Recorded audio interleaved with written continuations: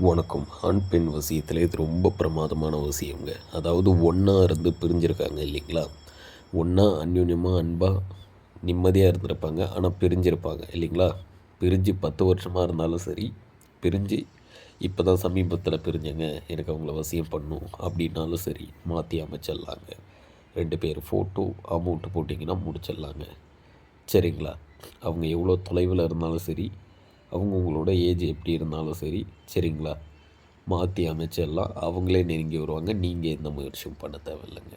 சரிங்களா? நம்ம மற்ற இடம் மாரி பரிவாரன்ற பேரில் மைய தரவுனா நடக்கும், இந்த கயிறு கட்டினா நடக்குன்ற மாரி முட்டாள்தனமான மூட நம்பிக்கைகள் அந்த மாதிரி எதுவும் இருக்காது. சரிங்களா? ஏன் சொல்கிறேன்னாக்கா, நம்மள்ட்ட வர எல்லாருமே 20, 30 இடம் பார்த்து ஏமாந்து தான் வராங்க. சரிங்களா?